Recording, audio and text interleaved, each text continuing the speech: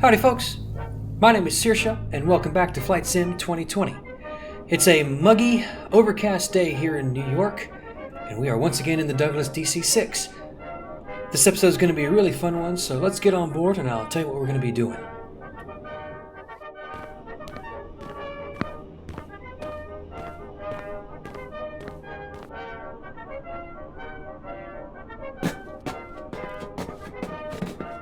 Welcome aboard! So as you no doubt saw with the polished aluminum skin, we are in an American Airlines DC-6B this afternoon, sitting on the ramp at New York's LaGuardia Airport. The date is September 1st, 1951, and this is the first flight of the day for American Airlines Flight 5, which is a flight that started in New York, connecting through Chicago, and going on down to Los Angeles. This was also called the Advance Mercury, because American had a habit of naming their flights back in the day. This is the first episode of a series that I want to do for this channel where I'm going to be exploring and talking about the history of commercial aviation. As I said in my last video, that's something that's always been a huge draw for me, that I really have enjoyed quite a bit. And I kind of wanted to share that passion with you guys in a more structured environment, more episodic environment. And so what I wanted to do was start flying some real routes from the past, using the real equipment with the real dates and the real weather, and just kind of talking about it, exploring the history of the airlines and the equipment and commercial aviation as a whole, from where it began in the 30s all the way up until today, basically. Basically, from prop liners to jets, we're going to be exploring all that and having a good time. So as an opening salvo, we're going to be doing the Advance Mercury, which is probably one of the most important eras for American Airlines. So let me get the passengers on board and briefed. Let me get these big double WASP motors started, and then we will go from there once I'm on the way to the runway. So I'll see you guys in just a few minutes.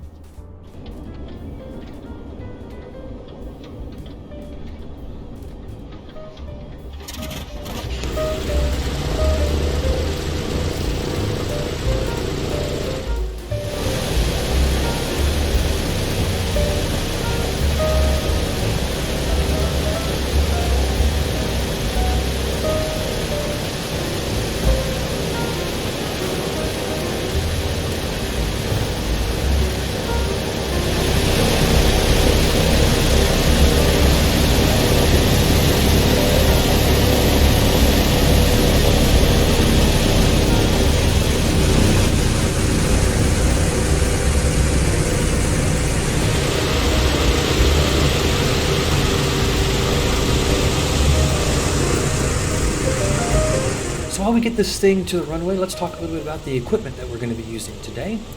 This is a Douglas DC-6B, which is what we featured in the last episode. The 6B and its corresponding cargo variant, the 6A, were basically stretched versions of the standard DC-6, and it was first introduced in 1951. So what we're flying today is basically brand new equipment. Well, not brand new, but you get the point. This is in September. The airline actually started flying these things in April, so they've had a few cycles between then. United Airlines and American Airlines were Douglas's primary customers back in the day, and they basically championed the development of the DC-4 and the DC-6 at the time as a means to essentially compete with the L-1049 Constellation that TWA was fielding. Now, Howard Hughes at the time did not want the Constellations to be sold to any competitors, so American Airlines and Delta and United and all the others were basically forced to go to Douglas as a matter of necessity, otherwise they wouldn't have any equipment to fly. So the DC-6 was a pressurized version of the DC-4, which essentially made it a wonderful airplane for commercial travel. It really kind of ramped up where commercial aviation went to at the time. So you get out of the era of the unpressurized aircraft into the era of pressurized aircraft with the Constellation, and then the 6B comes along, the Douglas DC-6B comes along, and they basically eat TWA's lunch for like 6 months to 7 months, because the L-1049A, which was the extended version of the Constellation, didn't hit the market with 1952. So for a full year thereabouts, American and United were basically unstoppable at the time. Which is to say that the DC-6 itself was actually a pretty good competitor to the Connie even before the 6B was introduced. So that's sort of a brief history of that. Let's go ahead and get this thing set up for takeoff, get this thing into the air, and I'll see you guys once we're on climb out.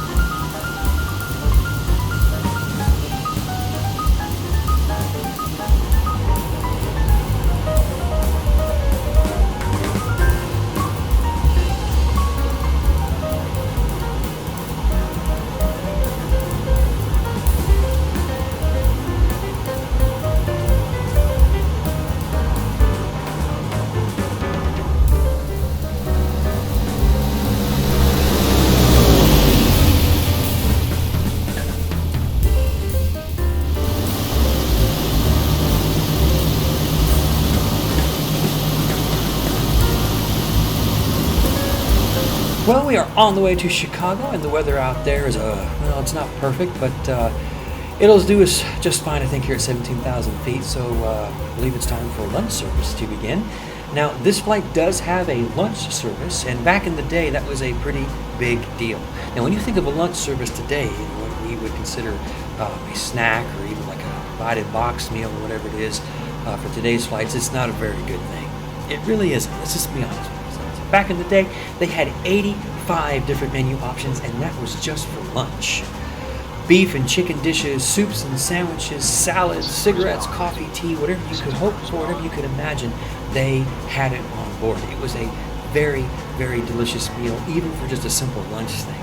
What we have in first class these days is what they would have had just for a regular old flight back in the day, because, well, every flight on the flagships was a first class flight. So the crew meal for us today is going to be soup and sandwich, so I'm going to go ahead and get that taken care of, and I'll see you guys here after lunch as we keep on going. Cruise power is set.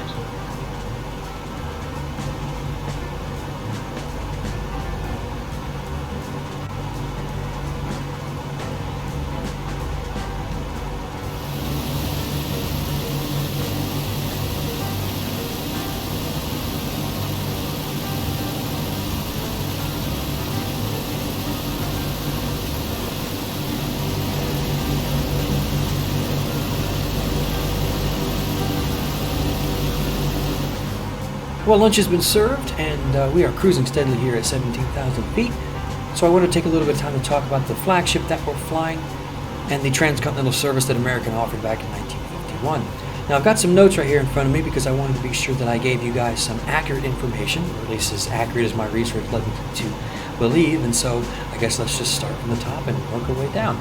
So American actually started operating a transcontinental flight in 1939. They actually had two of them. Flight number 1 was going westbound, flight number 2 went eastbound. That was all they had for transcontinental flights. Now, flight number 1, now this is the westbound flight. Remember, westbound flight number 1, took over 20 hours, had 8 stops, and at least 1 plane change from a DC-2 to a DC-3, which, I mean, you talk about traveling all day today, you're going from Australia to the United States, now you're talking about going across the country in 20 hours? It's exhausting, isn't it?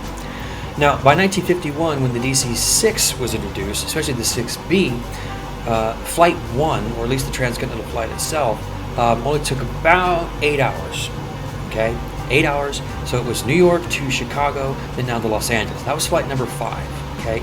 Now, flight numbers 1 and 2 were still a thing, but they actually had more stops. So almost like bus service these days, where they would be stopping at intermediate airports to pick up more passengers flying to the west. Now, one of the things that American had as part of this new option, especially in 1951, was what they called Blue Ribbon Air Coach. This is where we actually get the designation of coach class, or what we would used to call coach class. Now it's just main cabin class, coach class. And what coach class was essentially an American flight that had more seats on it. So the Blue Ribbon Air Coach here, if my notes are correct, actually had 70 passengers on it versus 52, which is what the actual flight itself, or the original flight itself, actually had, was only 52. And that flight made the same amount of money that a regular 52 passenger flight made, so they were actually cheaper. So you had a bit of a deal when it came to flying with the Blue Ribbon Coach class. Now, the one that we're on here, which is the Advance Mercury, was a faster transcontinental flight versus Flight 1, which is still running at the time. Flight 5 only had 2 stops, Chicago and Los Angeles. And you made it in about 8 hours or so with an hour or so layover in Chicago. And they ran that every single day, plus an actual flight coming back the same way, with the same, going to Chicago and then on to New York. Plus they had one that went down to Nashville and Dallas and Fort Worth and Phoenix and all this other stuff. So they did indeed fly everywhere. Now, that's to say that the Blue Ribbon Coach class, but now when you think of coach class these days, what do you think about? Peanuts, coffee, maybe occasionally, and cramped legroom, just not a very good flying experience. Back then there wasn't really a class, so to speak, so they even had the same kind of food and amenities that every other flight had in those days, which was actually quite a steal, to be honest. And just like Delta in the previous episode, Mondays, Tuesdays, and Wednesdays, your family, your wife, and your kids could fly for half fare.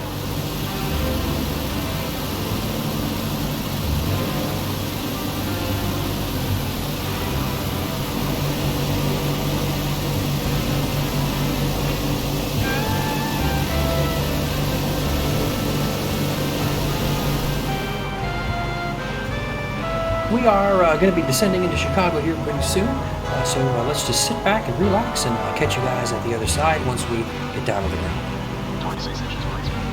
26 inches.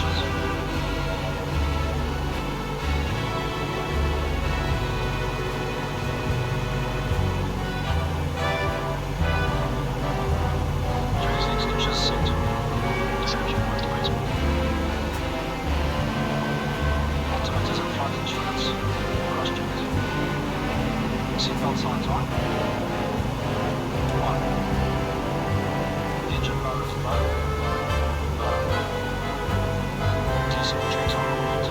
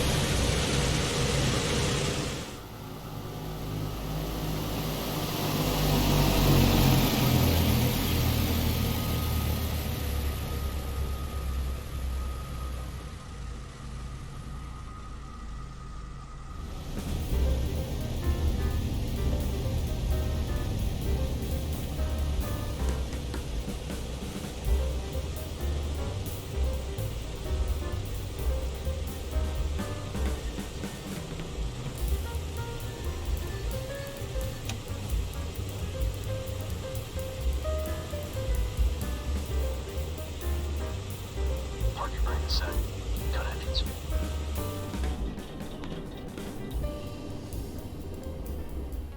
Well, folks, that's going to do it for the Advance Mercury first leg today, this flight from New York to Chicago. Thank you so much for joining me. In our next episode, we are indeed going to be flying from Chicago down to Los Angeles in this wonderful DC-6, the other half of this flight. And we'll be doing the same thing. We'll be talking more about the airline, more about the flights, just going through a history of it.